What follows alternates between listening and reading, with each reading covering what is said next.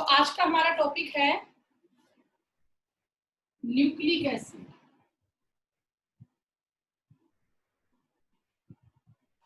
Nucleic acid नाम आप सबने सुना होगा बेटा।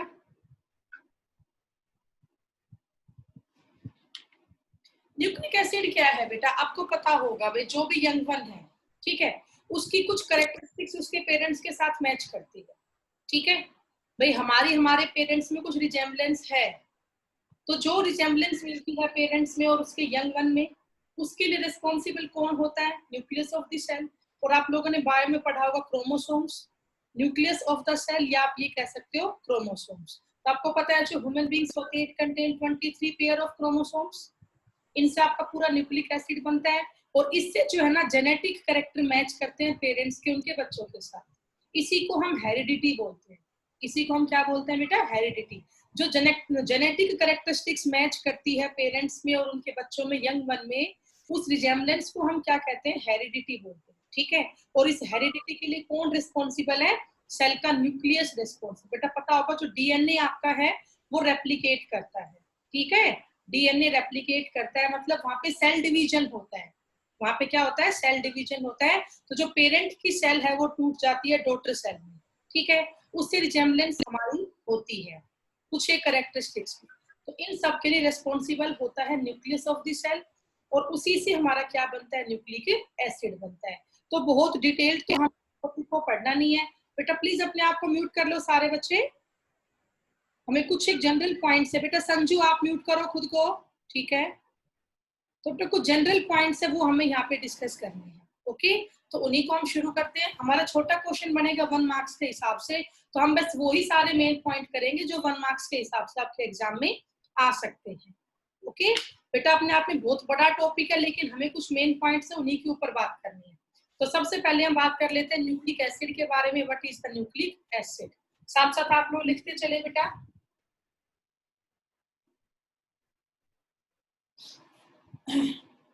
The particles present in nucleus of the cell. Particles present in the nucleus of the cell, which is responsible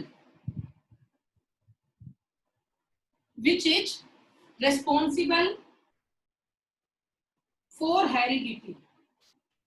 Which is responsible for heredity, उसे हम बोलते हैं क्रोमोसोम्स। उन्हें हम क्या कहेंगे बेटा? They are called chromosomes. Chromosomes क्या होते हैं बेटा? वो पार्टिकल है जो सेल के न्यूक्लियस में प्रेजेंट होते हैं और जो रेस्पॉन्सिबल होते हैं हेरिडिटी के लिए, उसको हम बोलते हैं क्रोमोसोम्स। ठीक है, अब जो क्रोमोसोम्स है ये किसके बने होते हैं? They are made up of proteins. Proteins मतलब अमीनो एसिड। सारे प्रोटीन्स क्या होते हैं? पॉली अमीनो एसिड्स ही होते हैं। ठीक है, और इसी बायोमोलिक्यूल को हम ये कहते हैं and also called nucleic acid, and also called nucleic acid.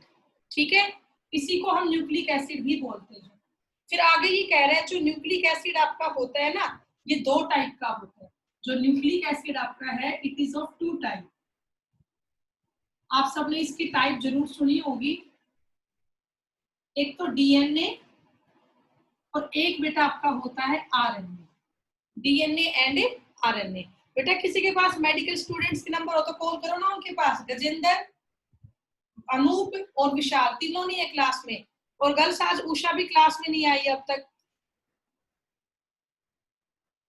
एक बार देखो बेटा किसी के पास उषा के नंबर है तो। मैम कर दिया उषा के पास कॉल। ठीक है बेटा, तो आप देखिए जो न्यूक्लिक एसिड है ये 2 टाइप का होता है, डीएनए एंड आरएनए। आप लोगों को इसकी फुल फॉर्म पता होगी। डीएनए की फुल फॉर्म क्या होती है? Ribonucleic acid. Ribo nucleic acid. बेटा डीएनए की फुल फॉर्म क्या है? Deoxy ribo nucleic acid. और आरएनए की फुल फॉर्म क्या है? Ribo nucleic acid. ये आरएनए की फुल फॉर्म है। करो बेटा, तब तक आप ये लिख लो, वो न्यूक्लिक एसिड और आरएनए की फुल फॉर्म होती है राइबो न्यूक्लिक एसिड। तो हमें थोड़ा बहुत यहाँ पे पढ़ना है डीएनए के बारे में और आरएनए के बारे में, ठीक है। तो अब आप बताओ, मैं इसको रब कर दूं? अभी हो गया? Yes ma'am. ओके बेटा, तो अब इसके आगे देखिए, ये चैप्टर, ये बुक आपकी कंप्लीट हो जाएगी आज।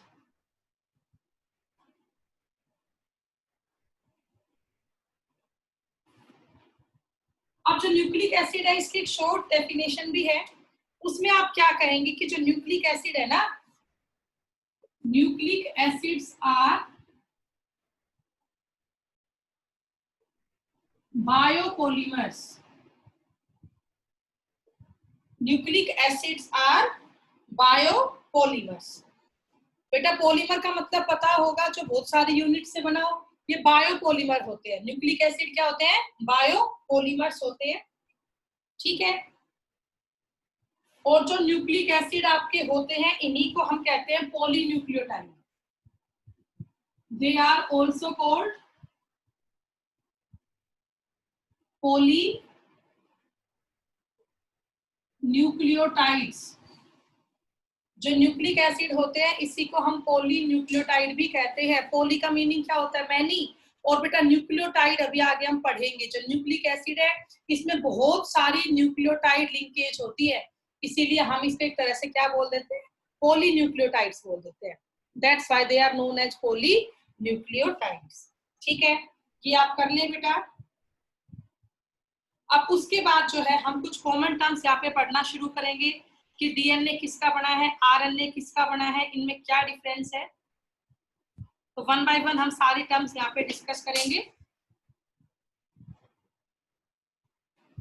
तो अब आप लोग हेडिंग डाल लो, कंपोजिशन ऑफ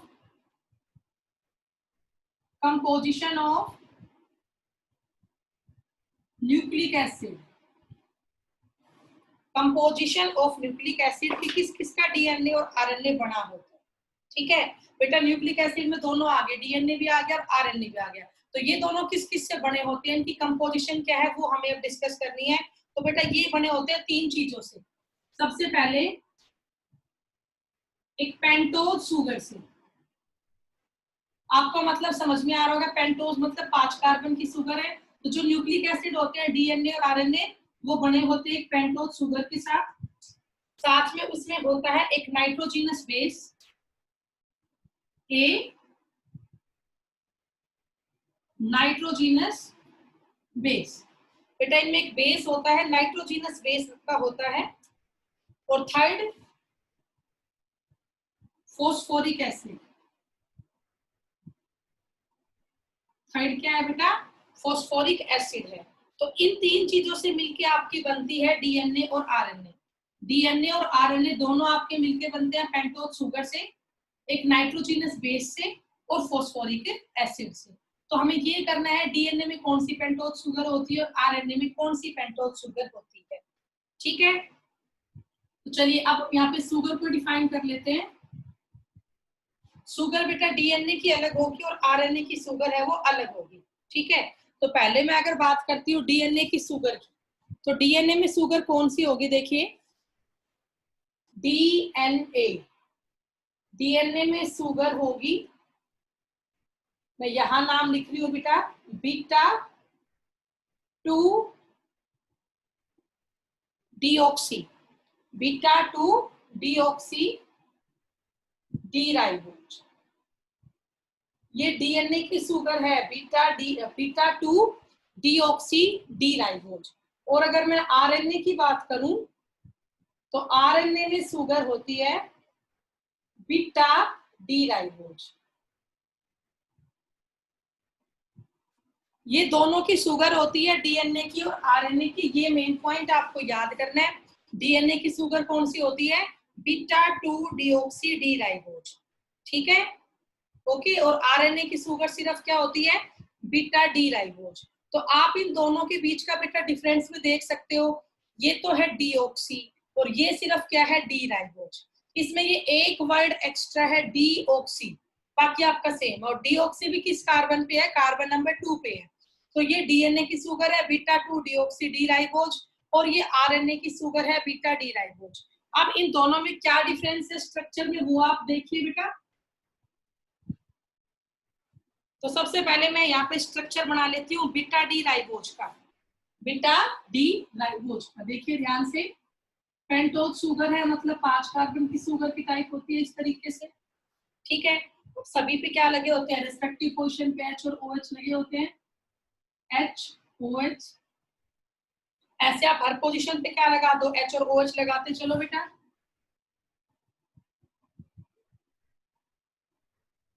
ठीक है, 5 कार्बन की शुगर होगी, नंबरिंग कर सकते हो आप। इसमें नंबरिंग शुरू होगी यहां से, ये आपका है कार्बन नंबर 1, ये कार्बन 2, कार्बन 3, 4 और ये 5, कार्बन 1 2 3 4 5। ठीक है, ये शुगर किसकी है बेटा, ये आरएनए की शुगर है, इसका नाम क्या है बीटा डी राइबोज। ये बीटा डी राइबोज का स्ट्रक्चर है और बीटा डी राइबोज वाली शुगर किसमें प्रेजेंट होती है, आरएनए में प्रेजेंट होती है। अब इसी को देख के हम डीएनए की शुगर का स्ट्रक्चर बनाएंगे।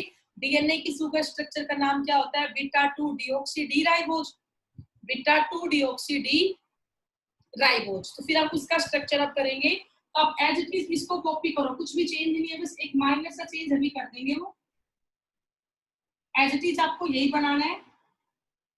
बस कार्बन 2 पे थोड़ा सा चेंज करूंगी अभी मैं।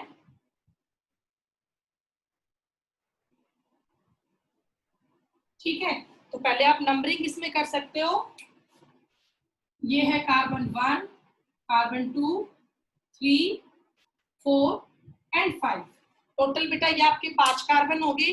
अब आपको ध्यान हो तो आरएनए की शुगर का नाम क्या होता है, बीटा 2 डीऑक्सी। कि जो कार्बन नंबर 2 है, डी का मतलब होता है रिमूवल, ऑक्सी मतलब क्या होता है ऑक्सीजन। कि भाई हमने कार्बन नंबर 2 से किसका रिमूवल कर दिया, ऑक्सीजन का रिमूवल कर दिया। कार्बन 2 से रिमूवल कर दिया ऑक्सीजन का, तो ये कुछ ऐसा बन जाएगा। यहाँ पर बस दोनों साइड H ही बच जाएंगे। अब आप जरा इन दोनों के कार्बन नंबर 2 को कंपेयर करना। इसके तो कार्बन नंबर 2 पे OH थी, लेकिन इसके कार्बन नंबर 2 पे सिर्फ क्या है H है। मतलब कार्बन नंबर 2 से किसका रिमूवल हो गया है, ऑक्सीजन का रिमूवल हो गया। कार्बन नंबर 2 से रिमूवल हो गया है ऑक्सीजन का, ठीक है। इसलिए इसका नाम क्या बन गया, बीटा डी 2 डीऑक्सी राइबोज। कि भाई कार्बन नंबर 2 से ऑक्सीजन का रिमूवल हो गया, ठीक है। तो इसका नाम आप लोग खुद लिख सकते हो, बीटा 2 डीऑक्सी डी राइबोज। ये डीएनए की शुगर है, ये किसकी शुगर है, डीएनए की। तो डीएनए की शुगर तो हुई बीटा 2 डीऑक्सी डी राइबोज कि कार्बन नंबर 2 से ऑक्सीजन का रिमूवल हो गया। और आरएनए की शुगर क्या हुई बेटा, बीटा डी राइबोज। ठीक है, तो मेरे ख्याल से आपको पहला पॉइंट समझ में आ गया होगा पेंटोज शुगर वाला। अब सेकंड पॉइंट हम यहाँ पे करेंगे नाइट्रोजीनियस बेस का, कि डीएनए में बेस कौन कौन से होते हैं, आरएनए में बेस आपका कौन कौन सा होता है। और फिर थर्ड आपका क्या है, फॉस्फोरिक एसिड है। ये दोनों में कॉमन ही होगा। फॉस्फोरिक एसिड तो क्या होता है, PO4 3 नेगेटिव या H3PO4, वो सेम ही रहेगा। तो अब मैं इसका सेकंड पॉइंट डिस्कस करवाऊंगी नाइट्रोजीनस बेस वाला। इसको रब कर देती हूँ बेटा।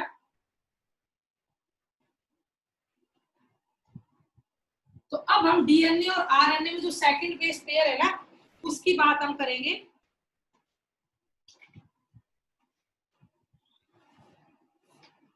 नाइट्रोजीनस बेस,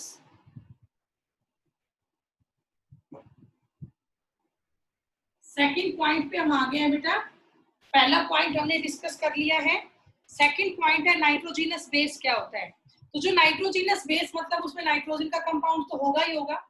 अब डीएनए में नाइट्रोजीनस बेस अलग होता है, आरएनए में अलग होता है, थोड़ा बहुत चेंज होता है। सबसे पहली बात तो यहाँ पे 2 तरह के नाइट्रोजीनस बेस होते हैं।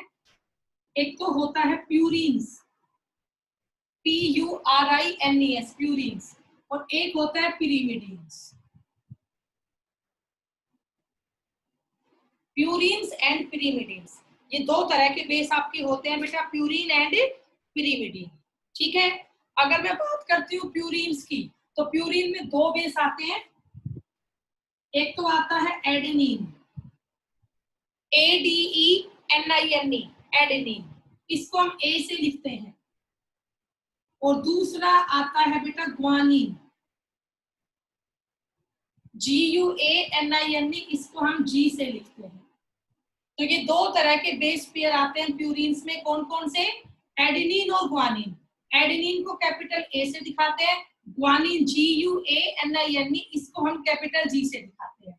ठीक है, और अगर हम बात करते हैं बेटा यहाँ पे पिरिमिडिन्स की, तो पिरिमिडिन्स में तीन तरह के बेस पेयर आते हैं। यूरासिल,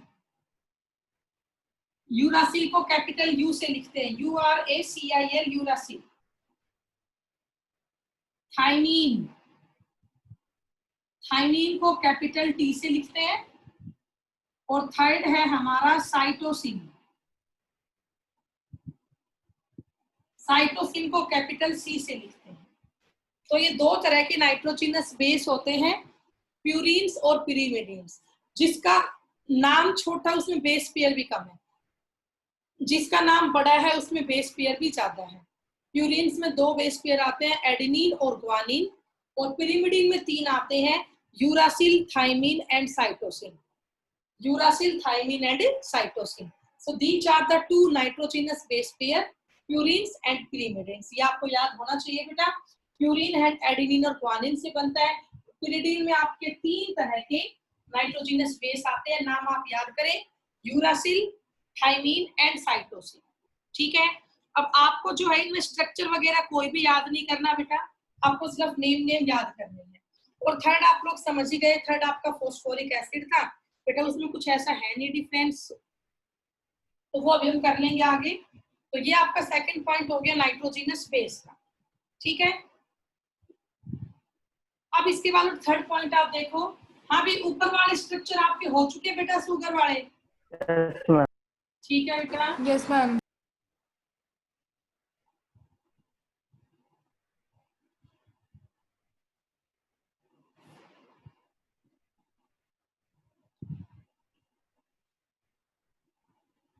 अब बेटा आगे देखो। इसके बाद जब नाइट्रोजिनस बेस और शुगर,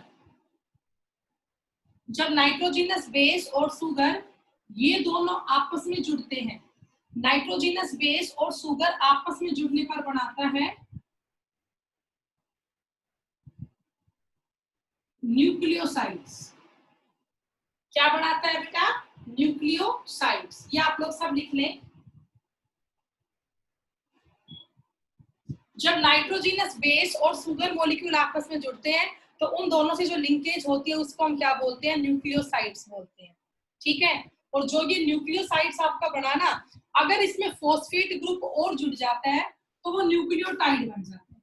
वो क्या बन जाता है? न्यूक्लियोटाइड। देखिए बेटा आगे, जो ये न्यूक्लियोसाइड आपका बना, मतलब ये कह सकते हो आप nitrogenous base plus sugar, plus में हमने यहाँ पे क्या लिया बेटा? बेस हो गया, शुगर हो गया, और थर्ड यहाँ पे आप ले लो फॉस्फेट ग्रुप। फॉस्फेट ग्रुप मतलब फॉस्फोरिक एसिड। जब ये तीनों आपस में जुड़ते हैं तो बनता है न्यूक्लियोटाइड। तो क्या बनता है बेटा? न्यूक्लियोटाइड्स बनते हैं। जब नाइट्रोजिनस बेस और शुगर में आपस में जुड़ती है तब तो न्यूक्लियोसाइड बनता है, और नाइट्रोजिनस बेस, शुगर और फॉस्फेट ग्रुप तीनों आपस में जुड़ते हैं तो न्यूक्लियोटाइड बनता है। ठीक है, तो ये आपका डिफरेंस है, बहुत बार एग्जाम में आता है, what is the difference between nucleoside and nucleotide. तो आप ये कह सकते हो न्यूक्लियोसाइड में फॉस्फेट ग्रुप और जोड़ दिया तो उससे आपका क्या बन जाता है? न्यूक्लियोटाइड बन जाता है। ठीक है, तो इतना आप सभी कर लें बेटा।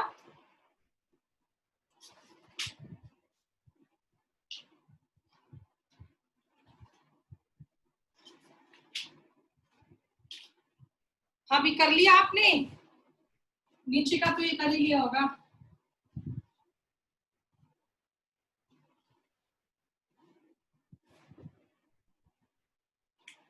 ये पॉइंट आप कर लें, फिर हम यहाँ पे बेस पेयर का डिफरेंस और कर लेंगे।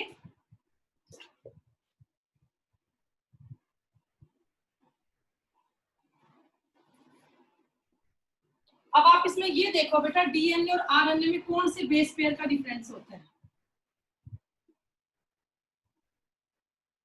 डीएनए में कौन कौन से बेस होते हैं और आरएनए में कौन कौन से बेस होते हैं।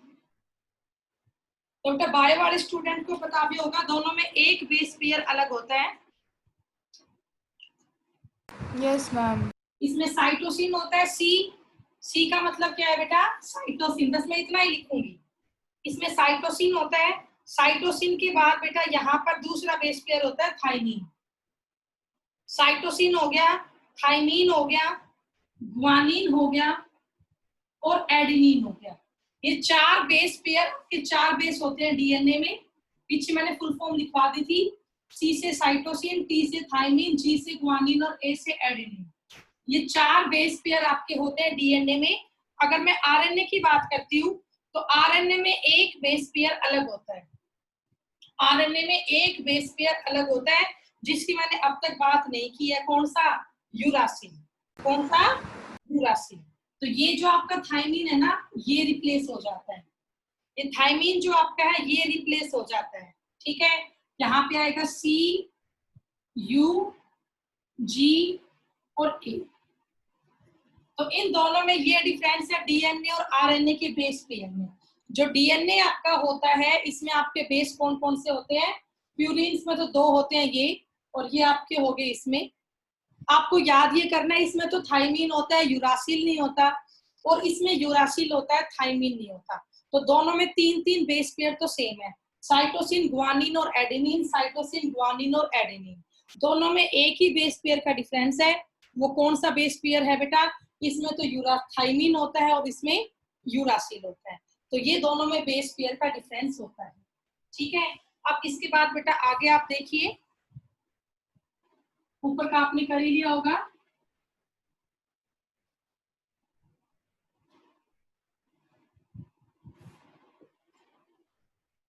अब इसके बाद आप एक मेन पॉइंट और लिख लें। जब बेटा न्यूक्लियोटाइड्स बनते हैं, क्या बनते हैं, न्यूक्लियोटाइड्स। ठीक है, न्यूक्लियोटाइड्स आपको पता चल गया क्या क्या होता है।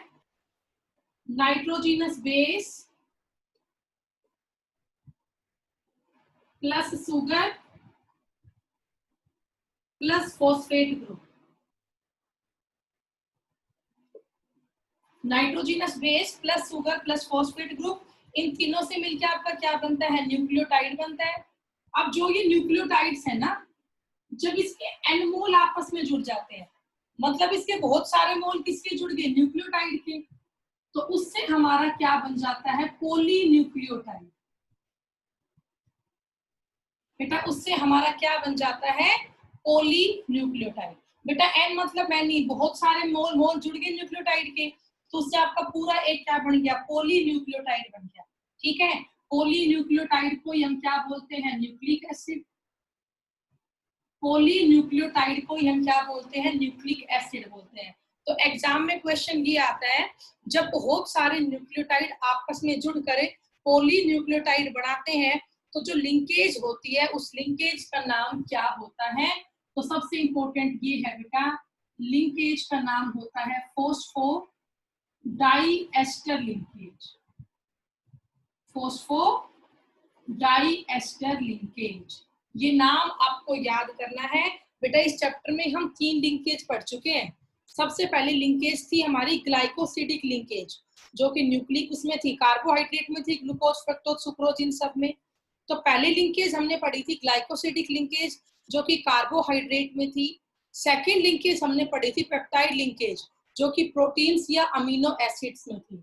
उसके बाद बेटा थर्ड आपकी लिंकेज है फॉस्फोडाइएस्टर लिंकेज, और ये फॉस्फोडाइएस्टर लिंकेज किसमें होती है, पॉलीन्यूक्लियोटाइड्स या न्यूक्लिक एसिड में होती है। Phosphodiester linkage present in polynucleotide और न्यूक्लिक एसिड। ठीक है, तो ये आपकी लिंकेज होती है। ओके, इतना आप कर ले बेटा। इसके बाद अब थोड़ी सी हम बात करेंगे डीएनए और आरएनए के स्ट्रक्चर की।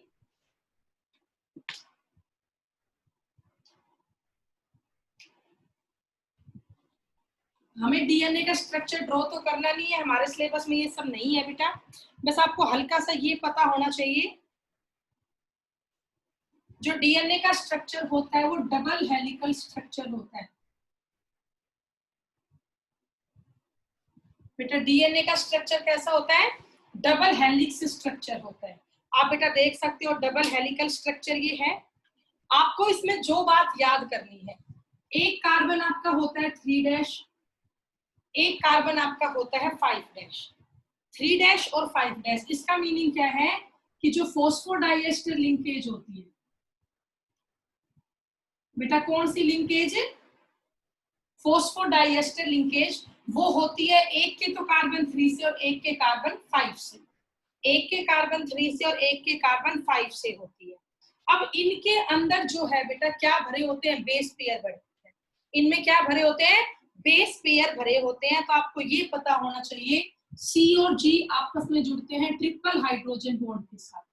ये हाइड्रोजन बॉन्ड है, सी और जी आपस में जुड़ते हैं ट्रिपल हाइड्रोजन बॉन्ड के साथ। ऐसे ही जो आपका ए और टी है, क्या है बेटा? ए और टी वो आपस में जुड़ते हैं डबल हाइड्रोजन बॉन्ड के साथ। सी और जी जो बेस पेयर है, साइटोसिन और गुआनिन आपस में जुड़ते हैं ट्रिपल हाइड्रोजन बॉन्ड से। यहां पर तो है ट्रिपल हाइड्रोजन बॉन्ड और यहां है बेटा डबल हाइड्रोजन बॉन्ड। तो सी और जी आपस में जुड़ते हैं, ए और टी आपस में जुड़ते हैं। आप लोगों ने बेटा देखा होगा स्ट्रक्चर पहले कभी ऐसे जुड़ा होता है, G triple bond C, A double bond T, ठीक है। ऐसे बहुत सारे बेस पेयर इनमें जुड़े होते हैं, टी डबल बॉन्ड ए, इस तरीके से। तो हमें स्ट्रक्चर वगैरह नहीं करना है, उसमें इतना पता होना चाहिए जो डीएनए का स्ट्रक्चर है वो डबल हेलिक्स स्ट्रक्चर होता है।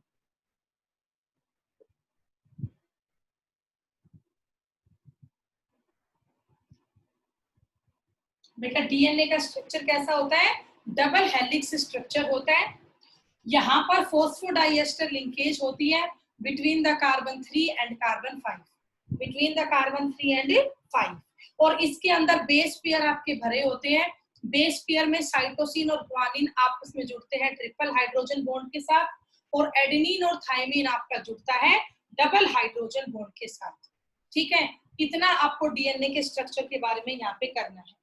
ओके, अब बेटा आप चाहें तो इसको आगे और बढ़ा लें, हुई C triple bond G, G triple bond C, A double bond T. बेटा कितने बेस पेयर आप लगा सकते हो, उससे फर्क नहीं पड़ता है। बस आपको इतना याद करना होता है जी और सी को ट्रिपल बॉन्ड से जोड़ना होता है, ए और टी को डबल बॉन्ड से जोड़ना होता है। तो ये डबल हेलिक्स स्ट्रक्चर होता है डीएनए का। ठीक है, इसमें एक बेस नहीं होता। कौन सा नहीं होता बता चुकी हूँ मैं आपको, यूरासिल नहीं होता। बाकी इसमें सारे बेस पेयर होते हैं, साइटोसिन, गुआनिन, एडेनिन और थाइमिन। सी और जी में ट्रिपल हाइड्रोजन बॉन्ड, ए और टी में डबल हाइड्रोजन बॉन्ड। ठीक है, तो ये आपका डीएनए का स्ट्रक्चर होता है। और यही डीएनए जो है ना रेप्लिकेशन शो करता है, मतलब आगे जो ये पेरेंट सेल है वो 2 में डिवाइड हो जाती है, एक डॉटर सेल में चला जाता है, यहाँ पे सेल डिवीजन हो जाता है। तो पहले आप ये कर लो, फिर हम फंक्शन में करेंगे कि डीएनए और आरएनए का क्या फंक्शन है।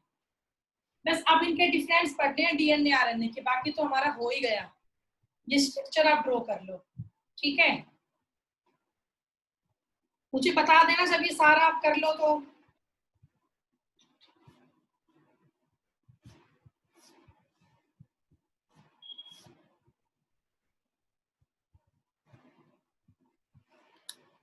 हाँ भी हो गया आपका ये?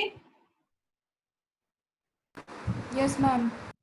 बाकी सब बच्चों ने कर लिया बेटा? बॉयज आप लोगों का हो गया? Yes ma'am. Yes ma'am. Okay बेटा,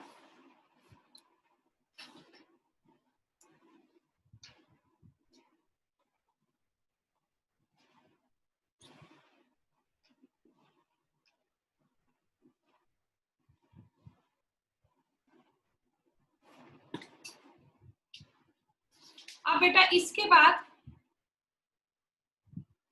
एक छोटा सा रूल है, चारगाफ रूल।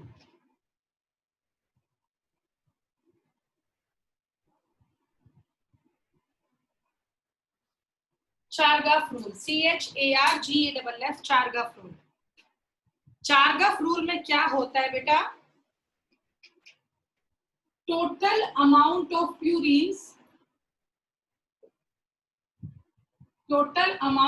purines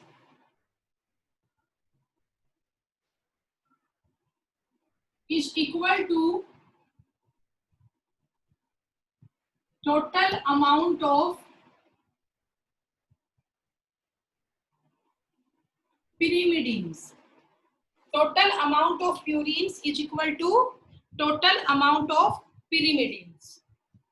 ठीक है, मतलब ये हो जाता है A plus G is equal to C plus T. एक नंबर में आ जाए तो बाई चांस, आज तक तो आया नहीं है. A प्लस G है वो किसके इक्वल हो जाता है? C प्लस D के इक्वल हो जाता है. ठीक है, तो इसको हम कहते हैं चारगाफ रूल कि जितना अमाउंट आपका प्यूरिन का है उतना ही अमाउंट किसका होता है? pyrimidine का होता है. तो इतना आप कर लो. अब इसके बच गए डिफरेंस और कुछ क्वेश्चंस, वो नेक्स्ट क्लास में पूरे कर लेंगे और चैप्टर हमारा ये पूरा हो जाएगा. ठीक है, ये रूल आप लिख लो बेटा. इस मीटिंग का टाइम पूरा हो गया है. अभी सेम लिंक पे आप लोग आ जाना बेटा.